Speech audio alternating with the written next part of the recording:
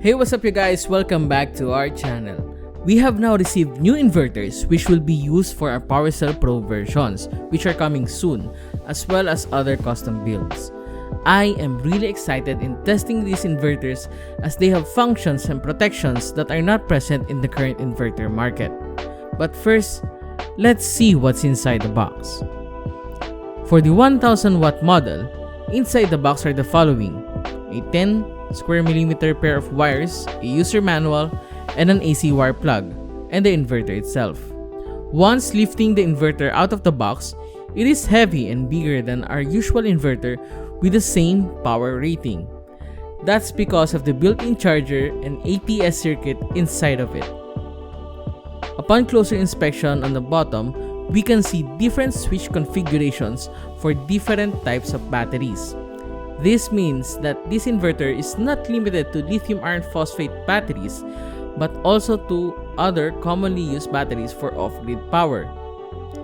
On the other side is the specs of the inverter itself, which is also found on the box. It has a rated power of 1000 watts with a peak power of 2000 watts for 2 seconds and a 1500 watts surge for 10 seconds. The output is 230 volts AC with 60 Hz frequency, which is what we use here in the Philippines. But we can customize this for 110 volts AC and other regulations depending on the country. At the front, we can see from the left side is the switch for charger, AC input socket, a universal outlet, the main control with the main switch, remote port, USB 2.1 output, and LED indicators, the switchboard for the different battery chemistry, and LED indicators for battery charging. We can also see a ground lug for ground connection. On the back, we can see the battery terminals, which screams high quality as they use copper bar instead of nuts and bolts like the other inverters. It also has a dual fan output to keep the nominal temperature inside of the inverter. Next is the 500 watts model. It also has a battery wire, an AC wire plug, user manual, and the inverter itself. On the bottom, you will only see the specs of the inverter, which is 500 watts of rated power, 750 watts surge for 10 seconds, and a 1000 watt peak power for 2 seconds. A 12 volt DC input, 230 volts AC output with a frequency of 60 Hz, and lastly a charge current of 10 amperes. At the front, starting from the left, is the main power switch with remote port, USB 2.1 output, and LED indicators. On the center is the universal outlet, and on the right side is the AC input socket and the grounding lug. As you can see, there are no LED indicators for charging, as well as no charger switch unlike the 1000 watt model. At the back, you can still find the high quality battery terminals as well as one cooling fan. Now let's proceed to test the functionality of the inverters, starting with the 500 watts.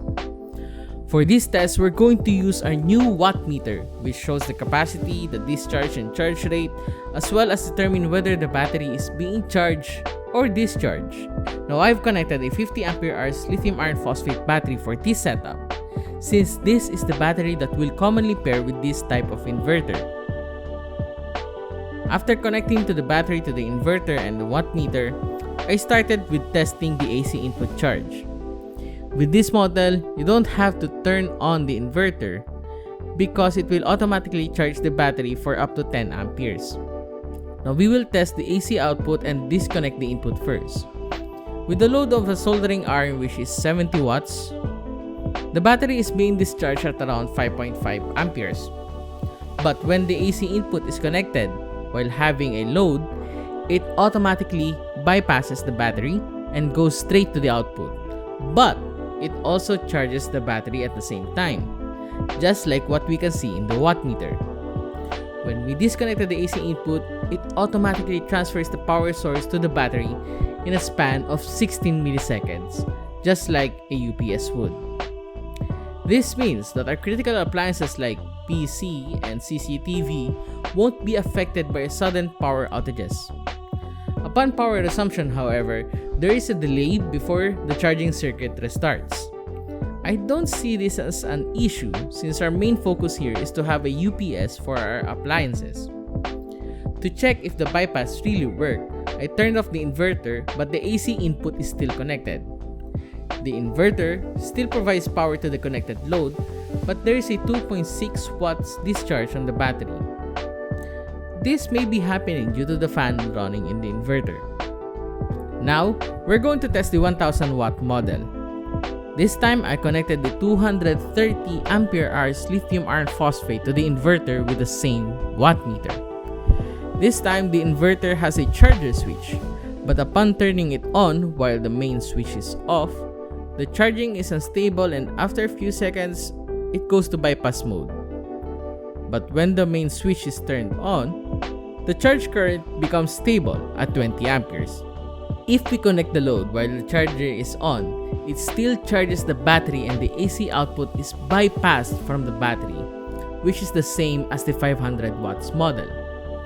The bypass can also handle up to 1000 watts and will show it using a 700 watts load, which is a vacuum cleaner.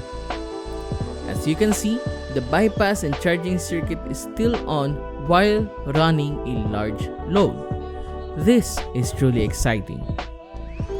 In the next video, we will show the other features of the inverter such as protection circuits as well as large load tests of the inverter. If you enjoy watching the video, don't forget to like, share, and subscribe. We are Hive Energy PH and we're here to empower your life. Till next time, cheers!